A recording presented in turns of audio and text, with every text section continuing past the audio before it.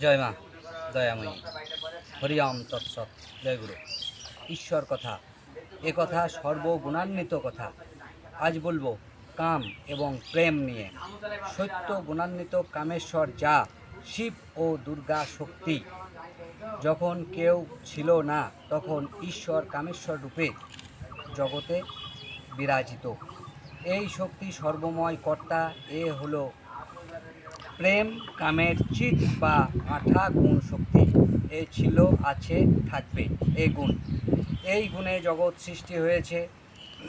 এই শক্তি কামরূপে জগতে বিরাজিত। তাই কামের মধ্যে যখন আমি গুণ প্রেম চেতনা লাভ করে তখন চিৎ শক্তি রূপে জগতে প্রকাশ পায়। এ তো তর্ক করে প্রমাণ করা যায় না। এ হলো আত্মসাধনা।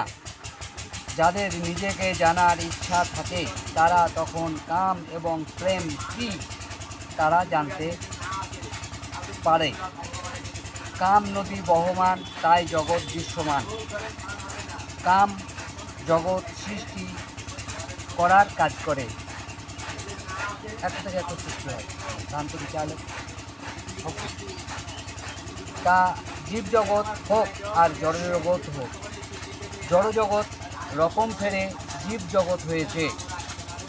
সেই জীব জগতের জীব মানুষ রূপে প্রেম জগৎ কি তা ঈশ্বর স্বয়ং ধরা দিয়েছে। তাই মানুষ প্রেম কি জানতে পেরেছে। জগৎ সৃষ্টির অনেক আগে অনেক পরে চিৎশক্তির আবির্ভাব।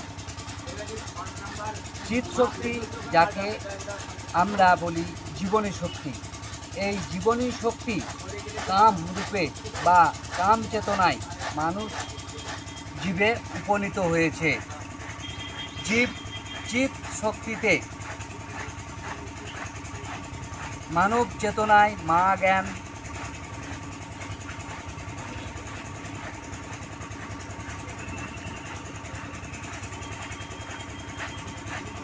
জীব চিৎ শক্তি চেতনায় মা জ্ঞান নাই বলে প্রকৃতির গুণ ধর্মে বাঁধা আছে। মানুষ মাথা ঈশ্বরের সেই মাথা যেখানে কামকে প্রেমে পরিণত করতে পারে মায়ের নাম করে। মা কেবল বলতে পারে মানুষ। মা শব্দ মুখে করে আমাদের কামের রূপ পরিবর্তন হয়। এটা ঈশ্বর মানুষকে ধরা দিয়েছে। ঈশ্বর গুণধর্মে ছিল, তাই মানুষ পেয়েছে। কেন জীব মা জ্ঞান করতে পারে না, তাই তারা কাম জ্ঞানে থাকে প্রকৃতির বশে। আত্মদর্শন কি, ঈশ্বর কি, আমি কেন, এই প্রশ্নগুলি তাদের মনে হয় না।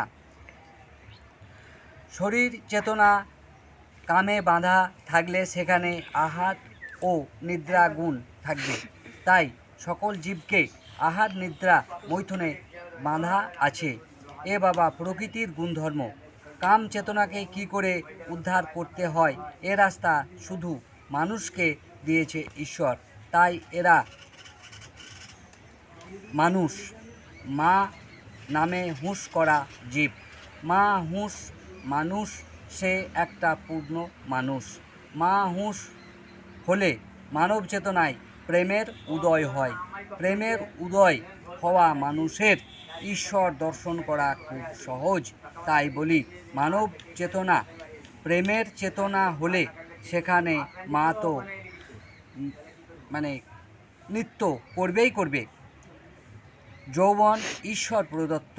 নিয়মে আসে আবার নিয়মে শরীর থেকে চলে যায়। যৌবন কামরূপে থাকে, সেই কামের রূপকে মা নাম দিয়ে মোড়ক দিতে পারলে বা মুড়তে পারলে, মা নামের স্বর তৈরি করতে পারলে কামেশ্বর হয়। হ্যাঁ, প্রেম কি তখন জানা যাবে। পশুর গুণধর্মে থাকা জীবকে পশু বললে কিছু যায় আসে না। কেন কাম চেতনা জ্ঞান নাই, তাই এদের মাথায় কোনো বোধ নাই। কাম চেতনা বোধ ধরা পড়েছে মানব চেতনায়। তাই মা প্রকৃতিকে মানুষ মান দিয়েছে।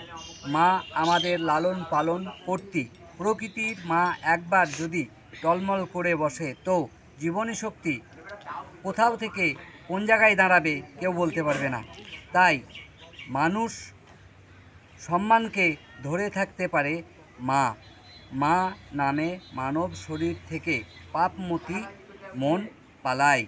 অতীন্দ্রিয় আশ্রম উবলাই সনাতন গুরু সহদেব মা অনুরাগী বৈরাগী।